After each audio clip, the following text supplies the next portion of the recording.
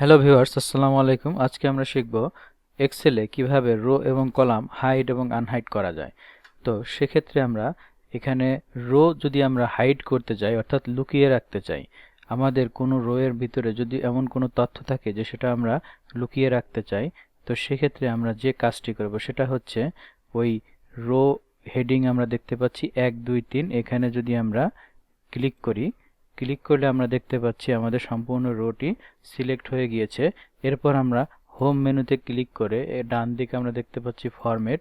Format থেকে আমরা এখানে ভিজিবিলিটি থেকে হাইড এবং আনহাইডে আমরা এখানে দেখতে পাচ্ছি হাইড রো, হাইড কলাম। তো সেক্ষেত্রে আমরা যেহেতু রো হাইড করব, তো এখান থেকে আমরা হাইড রোতে ক্লিক করলে আমাদের এই রোটি হাইড হয়ে যাবে। তো এখানে আমরা দেখতে পাচ্ছি আমাদের 3 নম্বর যে কলাম রোটি সেটি হাইড হয়ে গিয়েছে।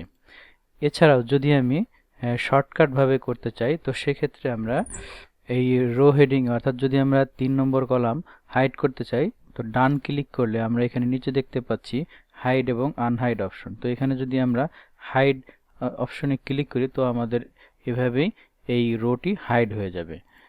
এরপরে যদি আমরা অনেকগুলো রো একবারে হাইড করতে চাই, সেক্ষেত্রে আমরা এভাবে মাউসের বাম বাটন চেপে ধরে রো এর এভাবে 5 থেকে 8 পর্যন্ত আমরা টান দিলাম, তো আমাদের সবগুলো রো সিলেক্ট হয়ে গেল। এখন যদি আমি এখানে ডান ক্লিক করে এই হাইড এবং আনহাইড অপশনে গিয়ে হাইডে ক্লিক করি, তো আমাদের এখানে দেখতে পাচ্ছি আমাদের সবগুলো এই রো একবারে হাইড হয়ে গিয়েছে। এছাড়াও যদি আমরা বাছাইকৃত কিছু রো হাইড করতে চাই, তো সেক্ষেত্রে আমরা কিবোর্ড থেকে কন্ট্রোল কি প্রেস করে আমরা ওই নম্বরের রোগুলো এইভাবে সিলেক্ট করে দেব। তো সিলেক্ট করলে আমরা এখানে দেখতে পাচ্ছি আমাদের এই রোগুলো সিলেক্ট হয়ে গেছে। এবং এখানে যদি আমরা এখন এই ফরম্যাট থেকে হাইড আনহাইডে গিয়ে এখান থেকে হাইড রোসে ক্লিক করি, তো সেক্ষেত্রে দেখতে পাচ্ছি আমরা ওই সিলেক্ট বাছাইকৃত যে রোগুলো ছিল সেগুলো আমাদের হাইড হয়ে গিয়েছে। এখন যদি আমরা সেগুলোকে আনহাইড করতে চাই অর্থাৎ ফিরিয়ে আনতে চাই, তো সেক্ষেত্রে আমরা যে কোনো আনহাইড করা রো আমরা দেখতে পাচ্ছি এখানে 2 এবং 3 নম্বর 4-এর মাঝে অর্থাৎ 3 নম্বর রোটি আমাদের এখানে হাইড করা হয়েছে। তো সেইটিকে আমাদের ফিরিয়ে আনার জন্য আমাদের দুই পাশে যে দুটি রো রয়েছে সেই দুটি মাউসের বাম বাটন চেপে ধরে এভাবে সিলেক্ট করার পর আমরা এখানে ফরম্যাটে গিয়ে হাইড আনহাইডে গিয়ে আমরা এখানে আনহাইড রোতে ক্লিক করলে আমাদের ওই হাইড করা যে রো অর্থাৎ যে রোটি আমরা লুকিয়ে রেখেছিলাম সেটি আমাদের সামনে ওপেন হয়ে যাবে। তো এভাবে আমরা আনহাইড করতে পারবো।